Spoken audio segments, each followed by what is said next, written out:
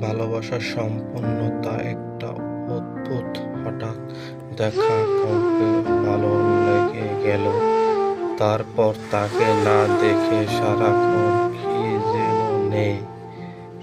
যেন নেই ভাব, তাকে সারা পড়া ঘুম খাওয়া কিছুটাই মনে বসে না।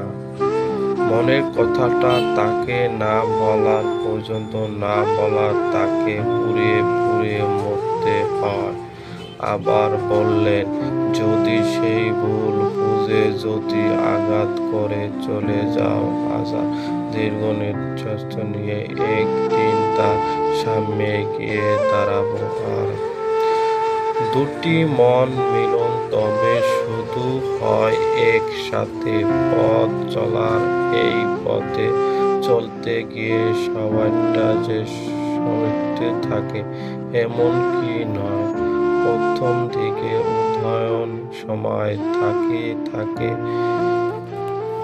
সাথে সাথে অনেকের কমে আসে। এই কারণে অবশ্যতা সেই তো রয়েছে, এমন একটি অনুভূতি তাকে ধরে রাখা হাজারটা বায়না থেকে বিরত রাখো। আর তখন শুরু হয় ভালোবাসা। যদি দেখে বিষয় নয়, তবু মাঝে মাঝে ভালোবাসা সাথ দিতে হয়। অতি শীঘ্রই তাড়াতাড়ি দীর্ঘদিন খাত বন্ধ করে রাখতে তাদের মরিচা ধরে যায়। তাই ভালোবাসা মানুষকে চমক দিতে মাঝে মাঝে কিছু পাগলামি আপনি করতে পারেন। প্রিয় মানুষটিকে আপনি কতটা ভালোবাসেন তো বুঝেন। জন্য হলো তাকে মাঝে মাঝে উপহার দিন। কি হবে সেই উপহার? হাতে পারে তার প্রিয় বই, কোনো বই, সাজেশন পত্র, অনুসন্ধান, কিন্তু ছোট্ট একটি ফুলের উপহার হিসাবে যা দিন না কেন তাকে কেন ভালোবাসা কমতি না থাকলে বাধ্য হবে দামি উপহার দিলে। কিন্তু তাদের ভালোবাসা থেকে দাম যদি বেশি থাকে, সেই উপহার না দিয়ে ভালো যা রাখা করুন কেন উপলক্ষ সে দিনটি সে একেবারে প্রত্যাখ্যাত করেছেন না, কিন্তু পেলে ভীষণ আনন্দিত হয়ে যাবে। এরকম কিছু তার জন্য করতে পারবেন। এক শব্দ তাকে বলেন, চমকে এমন কিছু করুন তাকে সে চমক যায়। বিয়ের বাসন্নতা কিন্তু তার জন্মদিনে বলে গেছেন ব্যাপারটা। না দেরি হলে দারুণ কিছু করুন। আপনি তাকে চমক দিলে পাবেন। প্রিয় মানুষটিকে কিসে বেশি চমক পাবে সেটি নিশ্চয়ই আপনি জানেন। পৃথিবী বিশালতা বুঝতে হলে ঘুরতে বেড়ায় হয়। সমুদ্র বুকে কানে পেতে তার গর্জন শুনতে হয়। সবুজের মাঝে হারিয়ে গিয়ে নিজেকে খুঁজে পেতে হয়। মধুর সম্পূর্ণতা জ্বালা করে নিতে মাঝে মাঝে তাই বেড়ায় বের হয় পারবেন। আর সেজন্য কোনো উপলক্ষ দরকার নেই, দুজন সমৃদ্ধি যথেষ্ট। তবে আর দেরি কোনো সময় আর সুযোগ বুঝে দুজন মিলে বেরিয়ে পড়ুন। ব্যস্ত এই জীবনে প্রয়োজনে কাজ করতে হবে সবাইকে। ছোট্ট চড়ক পাখিটা একদিকে সেদিকে ঘুরতে খাবার খুঁজে বেড়ায় সুন্দরভাবে বাঁচার জন্য। নিজেকে একটু ভালো রাখার জন্য কাজ করতে হয় সবাইকে। আর সেজন্য ছুটতে হয় যার যার কর্মক্ষেত্রে। সারা মাসে পরিশ্রমের বিনিময় মেলে বেঁচে থাকার পরিশ্রম। বাসার পথে দিনে বসে বেশি সময় সেখানে কাটে সেটি অফিসে গিয়ে অফিসে যারা কাজ করে তারা সবাই সহকর্মী। পরিবার পরিবারের বাইরে এই যেন আরো পরিবার, দেশে ভিন্ন জায়গা থেকে আসা বিভিন্ন বয়সের মানুষের তখন একে অপরে আপনজন হয়ে যান। কখনো যে মনের বাড়ির ঘটনা এমন নয়, অন্যান্য মানুষ কোথায় না হলে তবু হাসি, আনন্দ, দুঃখ, বেদনা, বন্ধ, পরিচালনতা, পাশাপাশি যারা আপনার পাশে থাকে তারা সহকর্মী, অফিসের কাজের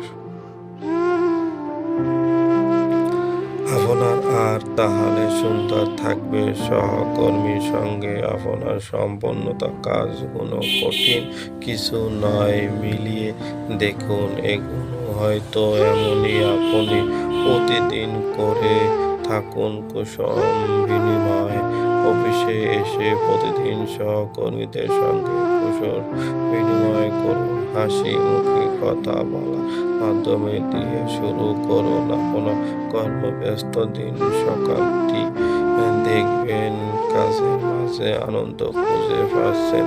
চারপাশে সবাইকে আপনি ভাবার মধ্যে যে মানসিক শান্তি মিলে, তো আপনি আর কোথাও পাবেন না।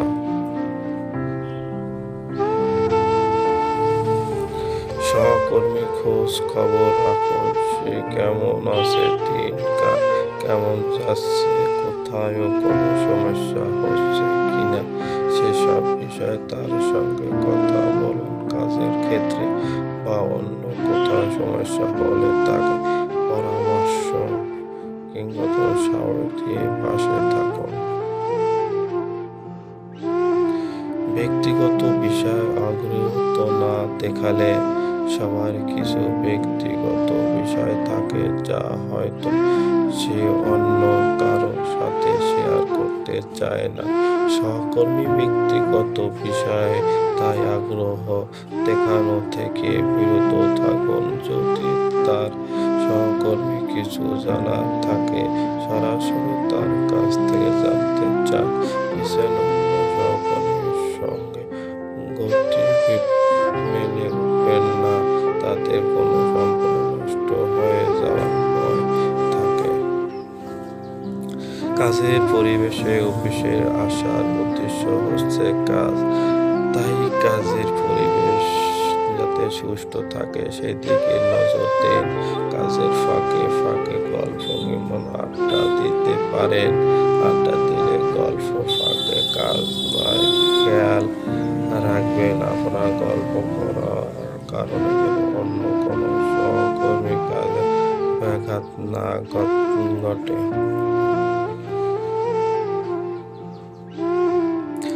মাঝে মাঝে আমরা অনেকের কাপড় বা ফ্যামিলি পিকচার দেখি ফেসবুকে, কতটা সুন্দর তাদের জুটি দেখে মনে হয় যেন তারা কষ্ট কি সেটা বুঝে না, কিন্তু ব্যস্ত হারিয়ে দেখে নিজেদের খুঁজে পাচ্ছেন না। মানুষের জীবনটা আসলে অদ্ভুত। কেউ কেউ নিজেকে সবার সামনে ভালো আছে দেখাতে পছন্দ করে, আবার কেউ বা নিজেদের কষ্ট কোনো মানুষকে সাথে শেয়ার করতে পছন্দ করে।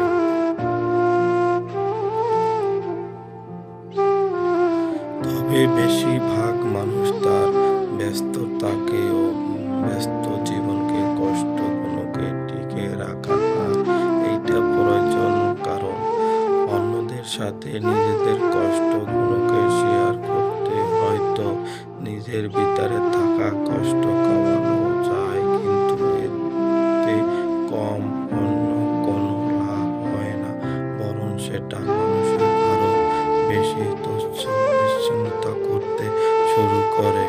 এইটা এক ধরনের বোকামি ছাড়া কিছুই না। এমন কারণে সময় মানুষের উপরে থেকে ঢাল বিচার বেশি। আর এমন কিছু বিষয়বস্তু নিয়ে আমার আজকের লেখার কবিতা। আজকের আমি ব্যস্ততার নামে একটি কবিতা কিছু লাইন লিখেছি।